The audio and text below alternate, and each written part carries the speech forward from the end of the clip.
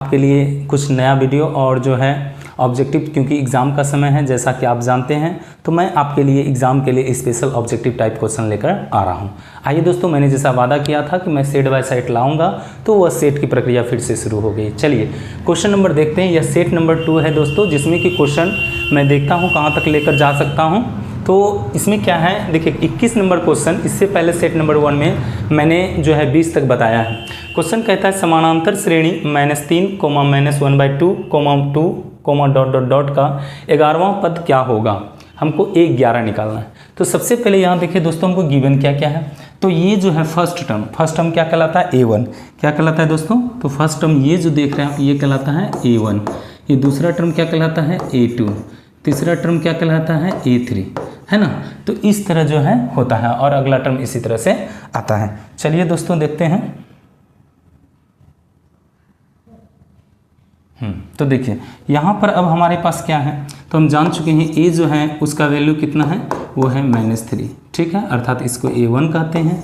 उसी तरह A2 का वैल्यू क्या हो गया है, -1/2, और A3 का वैल्यू क्या है, तो ये हो गया 2। अब क्या होता है, जब हम A सीरीज़ को देख लेते हैं तो अब हमको D चाहिए। क्या चाहिए दोस्तों, D को कहते हैं कॉमन डिफरेंस। क्या कहते हैं, कॉमन डिफरेंस, अर्थात हिंदी में कहते हैं सार्वंतर। D कैसे फाइंड होता है, दूसरे पद में पहले पद को घटाइए, अर्थात A2 अब माइनस हो जाएगा A1। तो यहाँ पर देखिए दोस्तों क्या आ जाएगा आपका, जब A2 होगा तो ये हो गया -1/2, और माइनस, जबकि A1 का ऑलरेडी वैल्यू क्या है, -3 है। तो यहाँ पर क्या हो जाएगा, -1/2, और माइनस माइनस हो जाएगा प्लस। अब क्या कीजिए, इसका एलसीएम लीजिए, तो ये 2 हो गया, -1 और प्लस कितना हो जाएगा, 6। तो ये वैल्यू कितना आ गया दोस्तों, 5/2, अर्थात D का वैल्यू हमने क्या फाइंड किया है, तो देख सकते हैं D का वैल्यू हमारे पास आया है 5/2। अब हमको 11वां पद निकालना है। कितना पद, कौन सा पद निकालना है दोस्तों, 11वां पद। अर्थात मैं इस तरफ बनाता हूँ, तो देखिए 11वां पद अर्थात A जो है 11। अब फार्मूला क्या होता है, जैसा कि आप जानते हैं, पहले देख लीजिए कि nवां पद के लिए फार्मूला क्या होता है, उसके बाद इसको मैं लाता हूँ। देखिए nवां पद के लिए जो फार्मूला होता है वो होता है A + n-1 × D, ठीक है। ये आपका परमानेंट फार्मूला होता है, और ये nवां पद का फार्मूला होता है, आप इसी पर बनाएंगे। ये n जो है नंबर ऑफ टर्म्स बताता है दोस्तों, कितने टर्म्स हैं। तो आइए देखते हैं। अब हम क्या कर रहे हैं, A11 फाइंड कर रहे हैं, अर्थात n का वैल्यू कितना है, तो 11 है। ये हो गया A प्लस n का वैल्यू 11 -1 × हो जाएगा D। ये हो गया A प्लस हो जाएगा 10D। इसका मतलब आपने क्या देखा, क्या ऑब्जर्वेशन क्या, जब यहाँ A11 बना तो यहाँ A + 10D होगा। अगर जब बाय द वे मान लीजिए यहाँ पर A15 होता तो यहाँ क्या होता, A + 14D। अगर यहाँ पर A20 होता तो यहाँ क्या होता, A + 19D। यहाँ पर 50 होता तो यहाँ पर क्या होता, A + 49D। इस तरह से। अब चलिए हमको क्या कहता है, तो देखिए यही A1 ही A है, अर्थात इसको A1 भी बना सकते हैं आप, है ना। तो यहाँ पर क्या करेंगे, यहाँ पर हो गया जाकर वैल्यू -3 अब +10 इंटू, देखिए D का वैल्यू यहाँ पर आपने फाइंड किया है, कितना आया दोस्तों, 5/2। तो यहाँ पर करेंगे 5/2, ठीक है। अब ये इससे कैंसिल हो जाएगा कितनी टाइम्स में, 5 टाइम्स में। हो गया -3 और प्लस हो गया 25। ये दोनों माइनस होगा दोस्तों, कितना आ जाएगा, तो ये हो जाएगा 22। अर्थात देखिए ऑप्शन नंबर बी जो है हमारा, ये क्या है, तो ऑप्शन नंबर बी इसका आंसर हो जाएगा दोस्तों, अर्थात ऑप्शन बी। तो चलते हैं दोस्तों, आप समझ गए होंगे अच्छी तरह से। ये फार्मूला इंपॉर्टेंट है, इसको आप जरूर याद कीजिएगा दोस्तों, ठीक है। आइए अब अगला जो है हम सवाल देखते हैं। सवाल चलिए आइए दोस्तों, तो देखते हैं अब प्रश्न संख्या जो है 22 क्या कहता है। तो यहाँ पर दिया गया है AP जो है 2, 4, 6, 8 ... के प्रथम 50 पदों का योगफल होगा। यहाँ पर ऑप्शन नंबर A आपका है 2500, दूसरा है B 2550, और सेकेंड है 2005, और ये है 2000। तो देखते हैं दोस्तों, हमने अभी बताया कि ये A1 हो गया, ये A2 है, ये A3, इसी तरह ... तक सीरीज चलता है। तो हमको क्या करना होगा, पहले तो आप जान लीजिए कि SN होता क्या है। SN फार्मूला के बारे में हम चर्चा करते हैं। SN जो होता है दोस्तों, मतलब ये 50 पदों का योग जो बोल रहा है, ये एक फार्मूला पर बनता है। SN = n/2, और फिर हो जाता है 2A प्लस हो जाता है क्या, A प्लस, नहीं सॉरी दोस्तों, यहाँ देखिए, यहाँ क्या हो गया, फिर हो जाता है n-1 × D। ये होता है दोस्तों, ठीक है। SN = n/2 × 2A + n-1 × D। इसका दूसरा वर्जन है दोस्तों। SN का एक और फार्मूला होता है, जब अंतिमा पद दिया रहता है तो a प्लस सिर्फ हम n कर देते हैं, ये Sn निकलता है। Sn रिप्रेजेंट करता है सारे पदों के योग को, ठीक है। तो ये दोनों जो फार्मूला होता है ये काफ़ी इंपॉर्टेंट है, आप इसको बिल्कुल याद कर लेंगे दोस्तों। ऑब्जेक्टिव में यहाँ से या तो डायरेक्ट फार्मूला या इस पर बेस्ड आपसे सवाल पूछा जाता है, आप ज़रूर इसको याद कर लीजिएगा। चलिए देखते हैं अब हम आगे क्या करते हैं। इसमें देखिए क्या क्या ज़रूरी है। पहले तो आपको n चाहिए, तो नंबर ऑफ टर्म्स आपको पता है, n का वैल्यू यहाँ क्या है 50 है, n का वैल्यू कितना है यहाँ पर 50। अब फिर देखिए आपको a चाहिए, तो a आप ऑलरेडी निकाल चुके हैं, इसी को कहेंगे a। अब देखिए n चाहिए, n तो निकाल दिया आपने। अब d चाहिए, d क्या होता है कॉमन डिफरेंस, d क्या होता है कॉमन डिफरेंस, इसको निकाल लीजिए। ये कैसे निकलेगा, तो बाद वाले पद में पहले वाले पद को घटा लीजिए, a2 अब माइनस हो जाएगा a1, तो ये हो जाएगा 4 अब माइनस हो जाएगा 2, ये घटकर कितना हो गया 2, अर्थात ये कितना हो गया दोस्तों, तो ये हो गया 2। d का वैल्यू हमने निकाल लिया है, कॉमन डिफरेंस कितना आता है। अब देखिए जो जो हमको टर्म में चाहिए वो सब मिल गया, तो हम क्या करते हैं पहले फार्मूला लगा देते हैं, ठीक है दोस्तों। आइए, तो फार्मूला क्या कहता था, Sn is equal to n/2 और 2a प्लस हो जाता है n-1 इंटू डी, ठीक है दोस्तों। अब चलिए देखिए यहाँ पर बोला है n का वैल्यू कितना है 50, 50 पदों का यह पूछा है, अर्थात यहाँ पर कह देंगे S50, तो ये हो जाएगा n की जगह जो है 50/2 और ये हो जाएगा 2। a का वैल्यू देखिए दोस्तों, a1 को ही a है पहला पद, अर्थात 2 हो जाएगा, प्लस हो जाएगा n कितना है 50 और माइनस कितना हो जाएगा 1, और d का वैल्यू आपने फाइंड किया है 2, यहाँ पर 2 पुट कर दीजिए दोस्तों, ठीक है। अब देख लीजिए दोस्तों, तो आगे अब इसको समझिए क्या करना, अब कुछ है ही नहीं, अब सिर्फ कैलकुलेशन कर लीजिए, ठीक है। अब क्या है, तो सिर्फ कैलकुलेट कीजिए और आपका आंसर चलाएगा। यहाँ देखिए क्या होगा, ये 2 से कैंसिल होगा 25 टाइम्स में, 25 इंटू देखिए दोस्तों क्या हो जाएगा, यहाँ पर ये दोनों मल्टीप्लाई होगा, कितना हो जाएगा 4 प्लस, अब देखिए ये माइनस हो जाएगा 49 इंटू हो जाएगा 2, ठीक है दोस्तों। तो ये हो गया 25 और ये हो जाएगा 4, अब प्लस देखिए मल्टीप्लाई कर लीजिए 8 और ये हो जाएगा 9, ठीक है ना, 2 18 1 और 8 1 9। अब क्या करेंगे, यहाँ से इन दोनों को जोड़ दीजिए, जोड़ने पर आपको कितना मिला है 102। अब क्या कीजिएगा, इन दोनों को मल्टीप्लाई कर लीजिए, अर्थात 102 और दोनों हो जाएगा 25, तो देखिए 25 दोनों 50 हो गया, कितना बचा 5, बगल में 5 रखते हैं और 25, अर्थात इसका मतलब इसका जो मल्टीप्लिकेशन होगा वो 25 और 50 हो रहा है, कितना हो रहा है 25 50। तो देखिए दोस्तों ऑप्शन नंबर आपके पास क्या है, ऑप्शन नंबर बी जो है इसका आंसर हो जाएगा दोस्तों। इस प्रकार आपने इसका उत्तर देख लिया दोस्तों। अब चलते हैं अगला जो प्रश्न है वो क्या कहता है दोस्तों, उसको हम लोग देख लेते हैं। चलिए तो अगले प्रश्न पर चलते हैं। देखिए क्वेश्चन नंबर अब 23 बोलता है बिंदु 2√7 -3 किस चतुर्थांश में है। आपको मैंने कॉन्सेप्ट समझाया था, आप देखिए इस कॉन्सेप्ट को फिर से।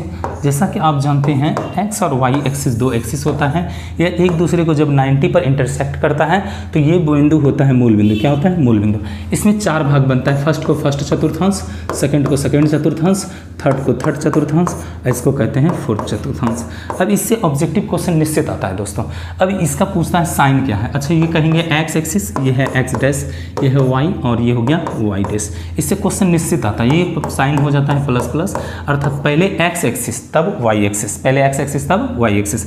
अब देखिए यहाँ पर क्या हो जाएगा माइनस और प्लस हो जाएगा, क्यों पहले माइनस मतलब एक्स एक्सिस तब वाई एक्सिस। अब यहाँ पर क्या हो जाएगा माइनस कोमा माइनस, और यहाँ पर क्या हो जाएगा प्लस और कोमा हो जाएगा माइनस। ठीक है, तो इस प्रकार चारों चतुर्थांश का आपने साइन देख लिया। अब यहाँ पर सिर्फ साइन मिलाइए दोस्तों, इसके आगे प्लस है, इसके आगे माइनस, तो देख लीजिए प्लस माइनस कहाँ है, ये 4 नंबर में, अर्थात इसका आंसर क्या हो जाएगा दोस्तों प्लस माइनस, ये हो जाएगा 4 चतुर्थांश। आप समझ गए होंगे कॉन्सेप्ट को दोस्तों। तो चलिए अब देखते हैं क्वेश्चन नंबर 24 क्या कहता है।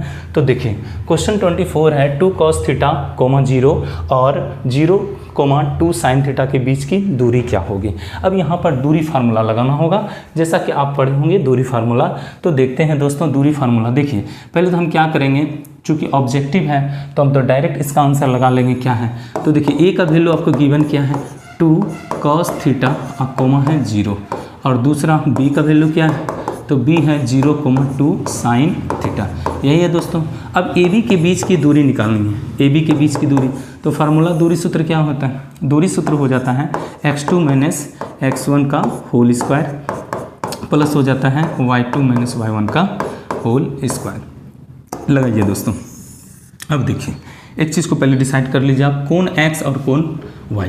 तो ये पार्ट हो जाता है x1, ये हो जाता है y1, ये हो जाता है x2 और ये हो जाता है y2। ठीक है। अब इसको क्या कीजिए दोस्तों, पहले आप पुट कर लीजिए क्या क्या, आप देख लिए x1 y1 x2 y2, आप समझ गए होंगे। अब पहले x2 और माइनस x1, मतलब ये 0 में ये माइनस हो जाएगा, और फिर y में देखिए 2 sin थीटा में 0 माइनस हो जाएगा। समझ गए दोस्तों। तो देखिए आगे क्या करते हैं, आगे समझिए इसको। देखिए तो यहाँ पर से अब हम आगे लेकर चलते हैं दोस्तों। देख लीजिए दोस्तों, x2 क्या है तो 0 है, माइनस हो जाएगा। x1 क्या है, ये हो जाएगा 2 cos थीटा, इसका क्या हो जाएगा होल स्क्वायर, अब प्लस हो जाएगा दोस्तों y2 का वैल्यू कितना है 2 sin थीटा, और माइनस कितना हो जाएगा 0, इसका क्या हो जाएगा होल स्क्वायर। ठीक है, आगे बढ़ जाते हैं। अब देखिए ये माइनस होगा तो माइनस हो जाएगा 2 cos थीटा, इसका क्या हो जाएगा होल स्क्वायर, और यहाँ पर हो जाएगा 2 sin थीटा का होल स्क्वायर। अब हम क्या करते हैं, इसको कैलकुलेट कर लेते हैं। ये हो गया +4 cos स्क्वायर थीटा, और प्लस हो जाएगा 4 sin स्क्वायर थीटा। ठीक है दोस्तों, देखिए थोड़ा सा इधर देख लीजिए आप। तो अब क्या करेंगे, 4 पहले कॉमन ले लेंगे। 4 हमने क्या किया, कॉमन ले लिया, ये आ गया, बचा हमारे पास क्या cos स्क्वायर थीटा और sin स्क्वायर थीटा।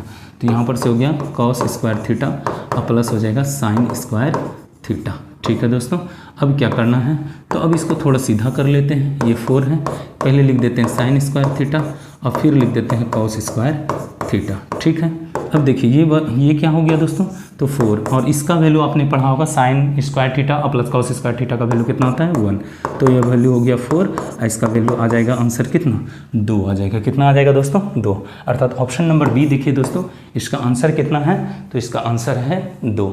चलिए तब अगले जो है क्वेश्चन को चलते हैं दोस्तों। देखिए क्वेश्चन नंबर अब क्या है 25 क्या कहता है दोस्तों, कहता है सरल रेखाएं x = -2 तथा y = 3 का जो है कटान बिंदु है। तो ये तो बड़ा सिंपल हो गया दोस्तों। अब देखिए ये x को रिप्रेजेंट करता है वो y को, और जब भी हम निर्देशांक लिखते हैं पहले x को लिखते हैं तब y को लिखते हैं। तो देखिए जब भी हम लिखेंगे क्या लिखेंगे, पहले x पार्ट और फिर y पार्ट। तो अब देखिए x पार्ट -2 है, अर्थात क्या हो गया -2, और y पार्ट क्या है 3 है, अर्थात 3। देख लीजिए दोस्तों, यही इसका आंसर होगा। तो ऑप्शन नंबर ढूंढ लीजिए कहाँ है, तो देखिए पहला ही ऑप्शन है, अर्थात ऑप्शन नंबर क्या हो जाएगा 25। यह क्वेश्चन काफ़ी इजी था दोस्तों। आइए अगला प्रश्न देख। तो देखिए दोस्तों क्या कहता है, 26 नंबर सवाल बोलता है 7, -4 और -5, 1 के बीच की दूरी निकालना है। चलिए इसका दूरी निकालते हैं। तो पहले देख लीजिए a का वैल्यू क्या है दोस्तों, a का वैल्यू गिवन है 7, -4, और b का वैल्यू क्या है, b का वैल्यू है -5, 1।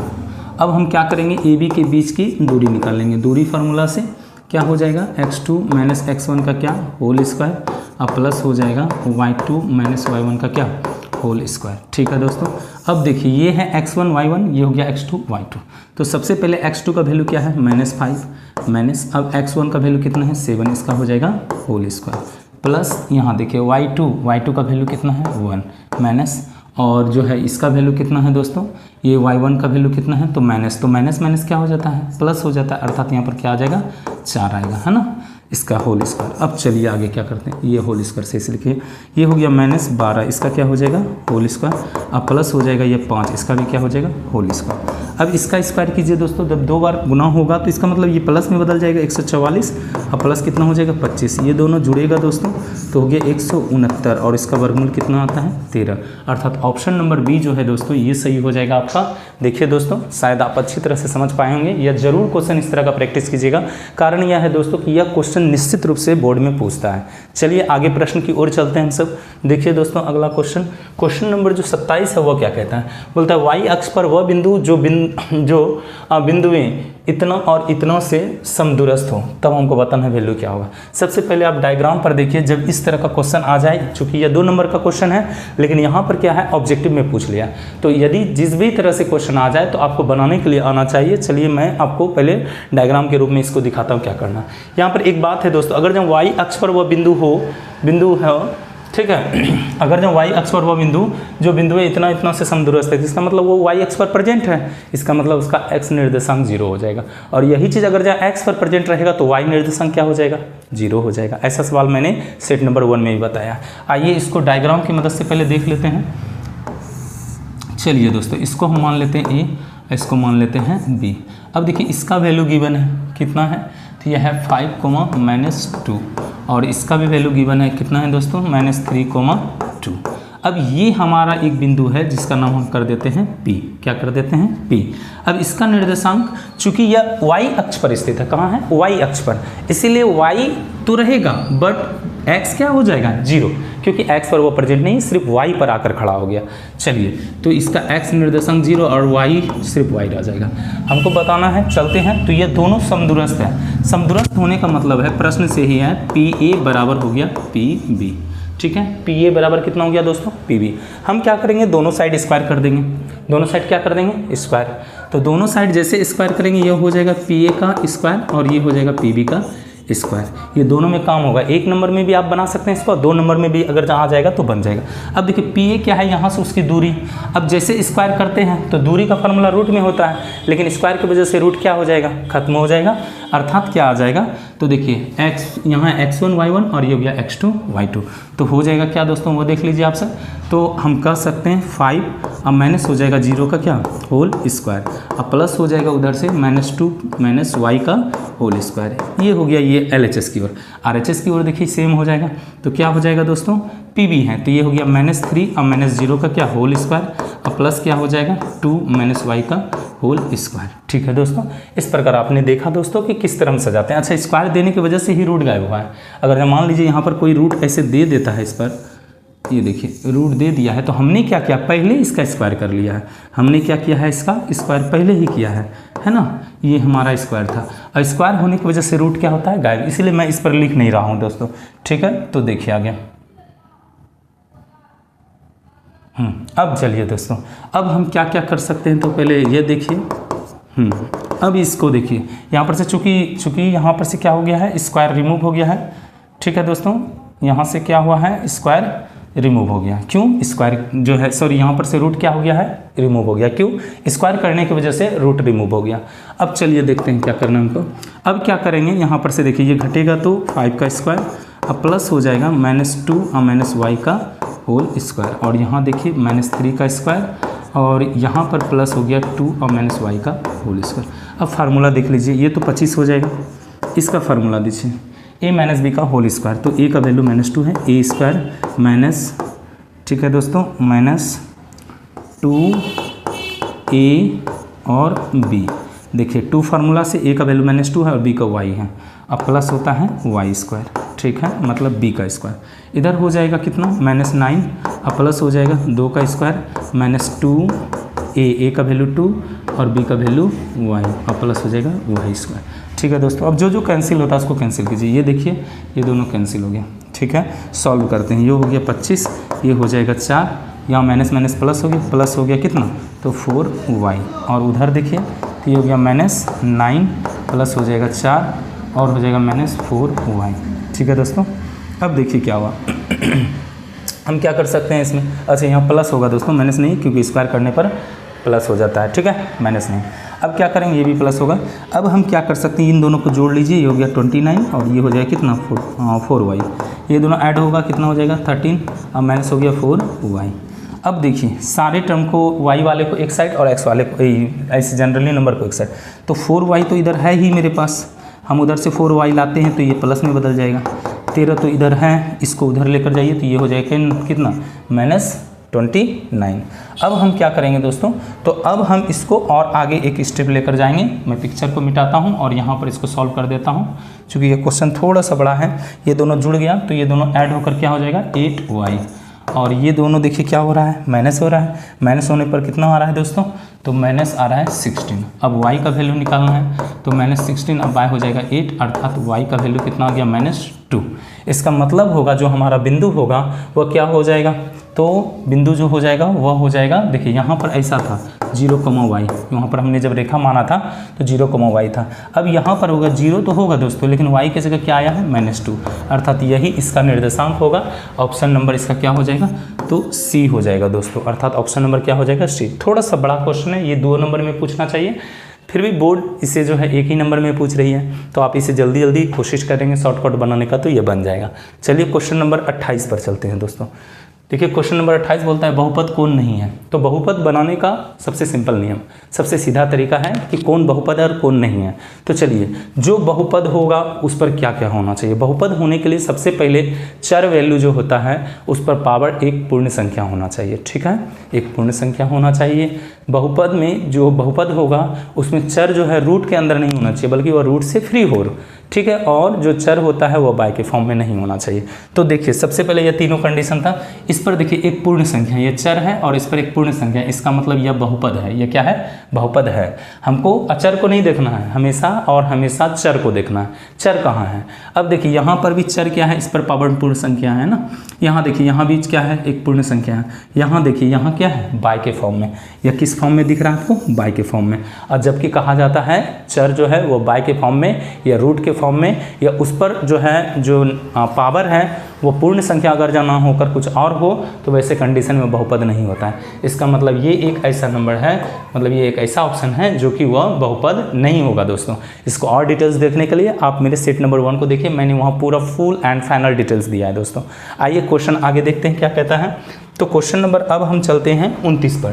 बोलता है बहुपद इतना इतना का घात है। ये सब इंपॉर्टेंट क्वेश्चन है, बहुत इजी है दोस्तों, इसको एक बार दो बार आप देखेंगे अच्छी तरह समझ पाएंगे। अब घात बोलने का क्या मतलब है, जब इस इक्वेशन को आप सॉल्व करेंगे तो मैक्सिमम पावर कितनी होनी चाहिए उसके बारे में चर्चा है। तो देखिए आप सीधा सा देखिए, इस टर्म और इस टर्म को जब मल्टीप्लाई कीजिएगा तो पावर कितना होगा। जब भी होता है क्या है तो पावर ऐड हो जाता है, गुना में जब भी एक समान चर हो तो पावर जुड़ जाता है। ये दोनों जैसे मल्टीप्लाई होगा तो देखिए एक्स पर पावर 5 और मल्टीप्लाई एक्स पर पावर 6 होगा, क्योंकि दोनों मल्टीप्लाई में है। तो एक्स पर पावर क्या हो जाएगा, मैक्सिमम 11। अब और कुछ भी गुना कीजिए, एक से ज़्यादा मैक्सिमम पावर इसमें हो ही नहीं सकता है। इसका मतलब इसका आंसर ऑप्शन नंबर क्या हो जाएगा, सी अर्थात 11 हो जाएगा। जब भी घात पूछे हमेशा और हमेशा उस बहुपद के सॉल्विंग के बाद मैक्सिमम जो पावर होगा वही उसका घात कहलाता है। तो ये 11 होगा, ऑप्शन नंबर सी। चलिए लास्ट क्वेश्चन देखते हैं दोस्तों। अब क्वेश्चन क्या है, बहुपद एक्स स्क्वायर माइनस 11 के शून्यक हैं। शून्यक निकालने के लिए क्या करना पड़ता है, सिंपल सा फंडा है, उसको 0 से कंपेयर कर लीजिए आप। अर्थात यहाँ पर क्या है, एक्स स्क्वायर माइनस 11 बराबर क्या कर देंगे 0। जैसे 0 से तुलना करेंगे वो शून्यक, मतलब शून्यक निकालने की प्रोसेस होता है 0 से तुलना करना। अब क्या करेंगे, तो ये 11 उधर चला जाएगा प्लस में, ध्यान दीजिए दोस्तों। अब आगे क्या करना है हमको, आगे इसका स्क्वायर हटाइए तो इस पर आ जाएगा रूट। अब रूट कैसे, प्लस माइनस दोनों के फॉर्म में। किस फॉर्म में, प्लस और माइनस दोनों के फॉर्म में। इसका मतलब एक बार x का वैल्यू प्लस रूट 11 होगा और दूसरी बार माइनस रूट अंडर 11 होगा। ये होगा x का वैल्यू और यही इसका क्या हो जाएगा, शून्यक हो जाएगा। तो आप ऑप्शन ढूंढ लीजिए, ऑप्शन नंबर सी ऐसा दिख रहा है दोस्तों, अर्थात सी इसका आंसर हो जाएगा। इस तरह का लॉजिकल सवाल बहुत सारा देता है, इसलिए आप इस तरह के क्वेश्चन को ध्यान रखिएगा दोस्तों।